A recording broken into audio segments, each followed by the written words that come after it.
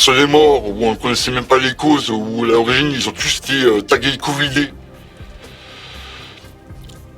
Ou on l'a même caché au début. On est arrivé à un stade où on ne sait même plus faire confiance en fin de compte ni à l'État, ni au corps médical. C'est ce qui vous révolte le plus aujourd'hui ? Je crois que le mot révolte il est léger.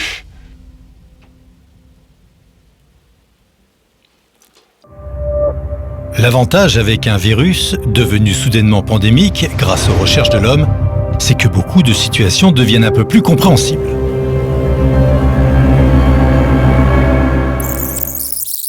On comprend mieux l'urgence de ces hommes d'affaires qui organisent des faux journaux télé avec des vrais professionnels de tous les secteurs afin de gérer une pandémie annoncée et attendue.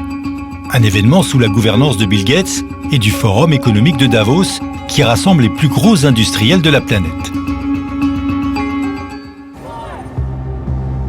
Depuis 50 ans, cette organisation utilise toutes les problématiques de nos sociétés, de la pollution au réchauffement climatique, en passant par les catastrophes humaines ou naturelles pour les diriger vers un seul objectif. What we want to do in Davos this year in this respect is to push the reset button. Cette organisation internationale annonce le Grand Reset. On y retrouve Bill Gates et sa fondation. Un programme de 460 millions de dollars vient d'être monté pour faire face aux épidémies. La prévoyance, chez Bill, est une seconde nature, surtout quand il s'agit de combattre des virus. Le fondateur de Microsoft doit en garder de mauvais souvenirs. Un grand reset vers un gouvernement mondial, atelier en rêve, ce virus pourrait l'aider. Je pense qu'il faut viser le gouvernement mondial comme une stratégie. Et d'ailleurs, quand les gouvernements parlent du G20, c'est une illusion, une sorte de retard avant le gouvernement mondial. On va vers ça. Est-ce qu'on ira à la place de la guerre ou après la guerre ? Je ne sais pas. Mais c'est ça qu'il faut viser. Serait-ce donc une guerre bactériologique ? Bill, sans attendre, prend les devants. Il dépose en 2018 un brevet qui va faire le lien entre des nanoparticules et la crypto-monnaie. On y est.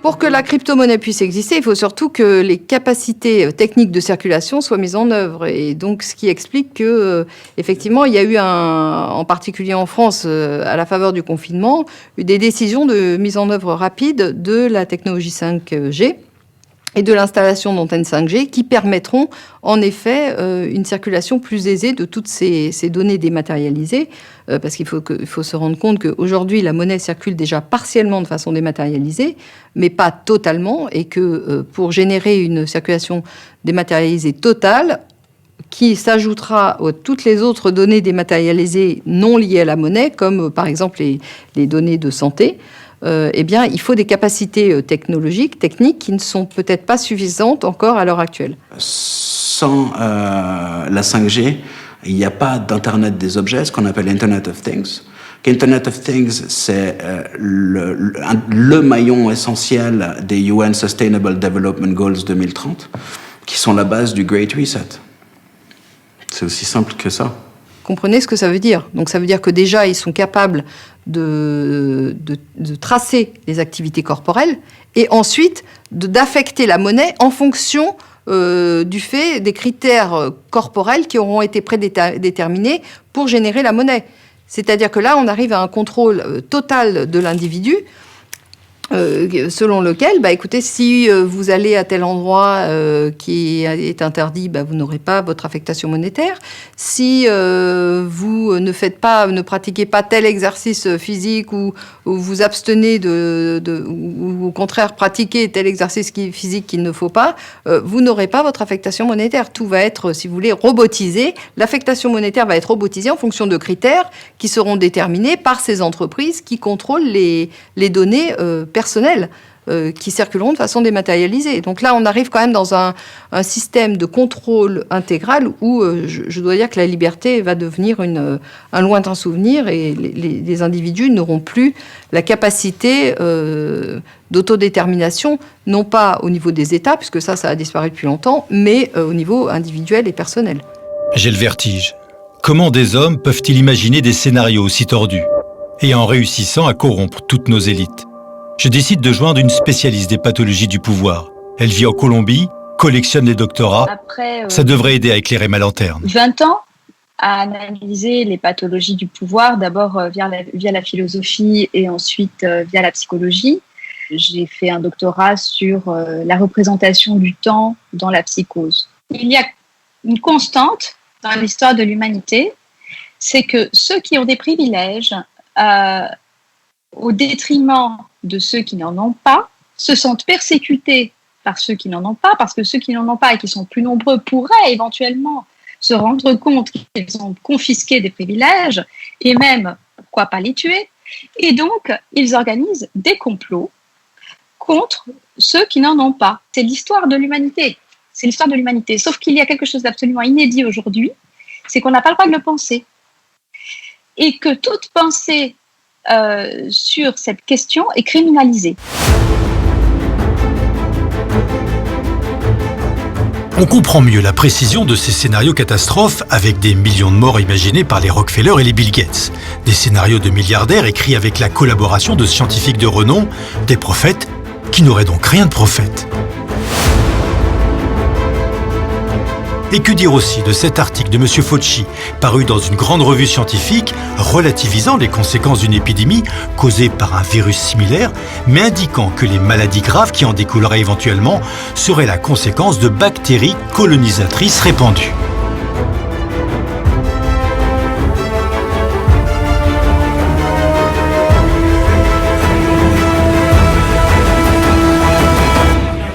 Tout dépendra de l'état de la population, si elle a accepté de porter le masque, etc. et tout. Tout ça, ce sont des indicateurs pour le gouvernement pour apporter le reste. Ce qui m'inquiète, je vais le dire directement parce que je l'ai déjà dit sur Twitter, 2 de nos conseillers médicaux, le professeur Chris Whitty et Sir Patrick Vallance, au Royaume-Uni, ils sont les principaux conseillers pour le gouvernement. Ils sont là tous les 15 jours et nous effraient avec des projections qui, je le sais, n'ont absolument aucun sens. Je veux dire, je les ai même pris en flagrant délit de mensonge. Parfois, c'est embarrassant, ils déclarent des choses que je sais être factuellement fausses. Et comme ce sont des gens intelligents, je sais qu'ils savent que je sais. Donc ils disent qu'ils se sont mal exprimés. C'est ce qu'on dit en Amérique de nos jours. Quand vous dites un mensonge et que vous vous faites prendre, vous dites que vous êtes mal exprimé. Donc ils se sont probablement mal exprimés de manière répétée. Je suis tristement arrivé à la conclusion que le gouvernement n'est pas mon ami et que les conseillers du gouvernement ne sont pas honnêtes. C'est triste d'en arriver là. Peut-être on pourrait leur dire de se réveiller enfin. Mais je crains que les personnes qui décident du scénario que nous allons devoir suivre et que nous serons obligés de suivre sont déjà en avance de 3 ou 4 coups sur moi. Cette pandémie doit rassurer Bill Gates. Ce qu'il avait annoncé, comme d'autres hommes d'affaires, est bien arrivé. Mais sans les millions de victimes prophétisées, grâce à une nature toujours souveraine. La pandémie, pour ce jeune entrepreneur et ingénieur qui travaille dans le numérique, n'est qu'une étape. Car derrière, la guerre est déclarée à tout le système bancaire. Toutes les techs ont explosé en bourse. Apple, je n'ai pas vraiment le cheminement, mais j'ai l'impression que l'année dernière, on nous parlait d'une valorisation à 1000 milliards de dollars, ce qui est quand même gigantesque. C'est déjà gigantesque qu'une société comme Apple soit positionnée parmi la liste des pays en richesse intérieure. Apple n'est pas un pays, Apple n'est pas un système démocratique, c'est une société. Une société n'est pas un système démocratique malgré les lois sociales, malgré les protections sociales. Amazon, c'est pareil. La personnalité de Jeff Bezos qui passe de 100 milliards de fortune personnelle à 200 milliards dans un horizon de 6 mois, mais qu'est-ce que ça veut dire? Il est libertarien, monsieur Bezos. Il n'est pas libertaire, il est libertarien. Comme finalement l'ensemble de cette sphère de haute décision. Vous savez ce que veut dire libertarien? Non. Ça veut dire qu'il ne doit rien à personne. Son succès, il l'a construit tout seul. C'est un mono-organisme qui est sorti tout seul et qui rayonne comme le soleil du haut de sa position. Ça n'existe pas. Ça n'existe pas. En fait, ce qui se passe devant nous, une crise sanitaire certes, mais une crise fondamentale des pouvoirs financiers dans lequel le banquier traditionnel, celui que l'on dépeint toujours comme étant le mauvais garçon, deviendrait même le petit agneau qu'il faut défendre. Ça veut dire qu'avec des moyens techniques adaptés, à un moment donné, l'argent liquide n'aura plus vraiment de nécessité. Le vecteur qui permet le paiement en ligne, c'est votre téléphone mobile. Le téléphone mobile, aujourd'hui, avec une norme qui s'appelle NFC, permet en fait un paiement sans contact. Le sans contact, c'est un sujet Covid. Pas de contact avec les vecteurs qui vont porter le virus. Pas de contact avec le billet de banque qui peut et qui a été certainement dans toutes les mains. Donc, au final, notre carte de crédit et notre téléphone mobile, c'est un sujet extrêmement important. Si jamais l'argent liquide disparaissait au niveau mondial et que le téléphone mobile était le simple élément de paiement, on basculerait dans un autre monde qui serait le monde de la donnée. Mais le monde de la donnée pose un problème, qui est un problème de l'intimité de l'être humain et de sa liberté absolue et de son libre arbitre. Ce téléphone mobile, quand vous le portez dans la poche et que vous payez avec, que vous auriez tendance à payer avec, évidemment, contient d'autres capteurs. Et parmi les autres capteurs, il a une petite puce Bluetooth. Et Bluetooth, c'est ce qui a été exploité dans l'application Stop Covid. C'est un sujet qui est fondamental parce que pendant la phase Covid, au mois de mai de cette année, certaines personnes, ce n'est pas tout le monde, d'après l'enquête que l'on a pu mener, ont reçu sur leur téléphone Android le suivi de leur activité. Google avait suivi leur activité et leur faisait un rapport de contrôle. Mais Google n'est pas l'État. Google est une société privée. Quelle est l'éthique de cette société privée ? Quels sont les projets de cette société privée ? L'un des projets de Google, clairement établi, et du groupe Alphabet, c'est l'immortalité. Parce qu'Elon Musk a annoncé la capacité d'influer sur l'esprit humain dès l'année prochaine, après avoir fait la semaine dernière un test d'implantation d'une clé USB dans le cerveau d'un cochon, autour de son projet Neuralink. Personne, ou très peu de monde, n'a posé le sujet éthique. La manipulation de la conscience de l'extérieur, dans un monde qui cherche l'immortalité. Comment expliquer que le fondateur de Twitter ait investi $1 milliard dans la Covid ? Comment expliquer que ce jeune homme a créé une start-up spécialisée dans le numérique ? De Twitter, il passe à Square, une start-up spécialisée dans le numérique en 2016 et qui va enflammer la bourse pendant la pandémie.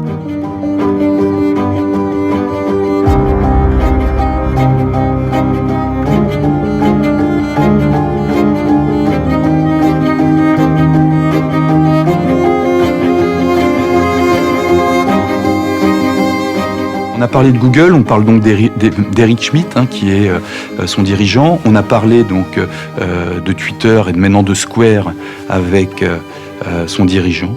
On les retrouve étonnamment dans un institut, et cet institut s'appelle l'Institut Berggruen. Bienvenue dans un monde rêvé, qui veut changer le monde, mais surtout qui veut transformer l'humain. Avec de l'intelligence artificielle et de la biotechnologie, un monde d'après en quelque sorte. Les démocraties sont donc appelées à disparaître. Je vous présente les candidats à cette transformation.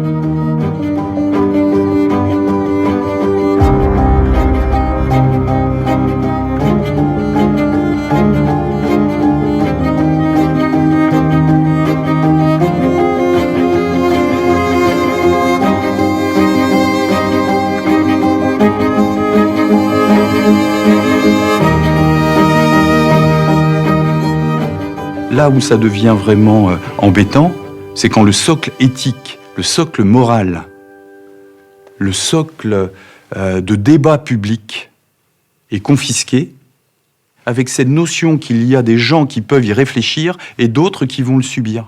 Le problème vient quand une élite considère que vous n'avez plus suffisamment le niveau pour accéder à cette connaissance. C'est un vrai sujet, ça. C'est un vrai problème. Je suis un horrible élitiste. Je pense que le monde complexe de demain ne peut être géré que par des intellectuels. Vous, dans cette salle, vous allez vivre un âge d'or. Et nous devons créer une société inclusive et trouver le moyen d'éviter qu'il y ait un gigantesque gap. Ce que Harari, dans Homo Deus, appelle des dieux et des inutiles, les dieux, vous, qui maîtrisez, contrôlez, managerez les technologies NBIC, les technologies transhumanistes, et les inutiles, les gens moins favorisés, qui auront du mal dans le monde compliqué dans lequel nous rentrons, et les gilets jaunes.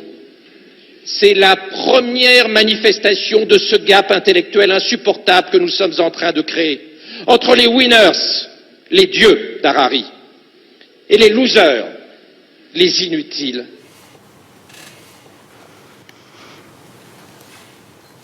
Mais c'est effrayant.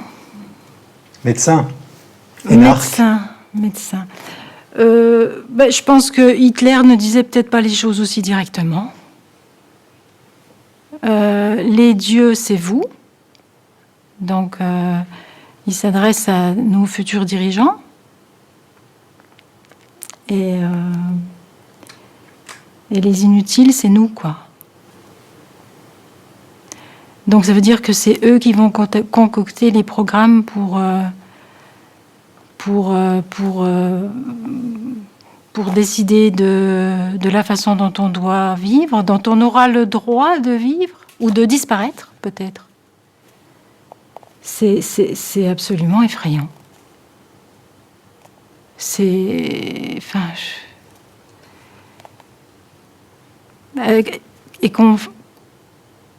Que ce soit dans le cadre de l'enseignement à des jeunes filles, des jeunes hommes qui sont déjà tellement confortés dans leur supériorité par notre système éducatif. Il paraît qu'à l'Assemblée nationale, il y a une députée qui s'est fait surnommer Bac-2 parce qu'elle est simplement aide-soignante. C'est vous dire le mépris de notre classe dirigeante. Donc si nous sommes les inutiles, si nous disparaissons, ça n'est pas grave. Mais c'est vrai que déjà, dans les maisons de retraite, nos aînés ont une espérance de vie résiduelle. Donc, résiduelle, ça veut dire qu'ils font déjà du rabat. Donc, on peut les faire disparaître dans le silence, porte de chambre fermée. Ouais, ça me donne juste envie de pleurer, je suis désolée, mais c'est épouvantable. Qu'est-ce qu'on a fait à nos aînés? Qu'est-ce qu'on est en train de faire à nos enfants? Quand est-ce que les gens vont ouvrir les yeux et réagir? Quand? Quel prochain décret de loi faudra-t-il pour que les gens puissent protester et empêcher ça? Parce que c'est pas dans 10 ans. C'était proposé l'année dernière. Et c'est ce qui arrive aujourd'hui. Qu'est-ce que ça veut dire? On n'a pas besoin d'avoir Bac+10 pour se poser la question si c'est pas quelque chose de programmé. On a le droit de s'interroger, c'est notre devoir. Puisque maintenant on a la possibilité d'avoir accès à l'information, c'est tout ce qui nous reste. Moi, j'ai plus la télévision depuis 15 ans, donc je suis désintoxiquée. Donc je vais chercher mes informations ailleurs. Tout le monde peut le faire. Tout le monde peut le faire. J'ai envie de dire aux gens, mais dans 10 ans ou dans 20 ans, est-ce que vous pourrez regarder vos enfants dans les yeux et leur dire que vous ne saviez pas En 1945, c'était possible, bien que j'ai 2 grands-mères qui savaient parfaitement ce qu'on faisait des Juifs quand on les mettait dans des trains.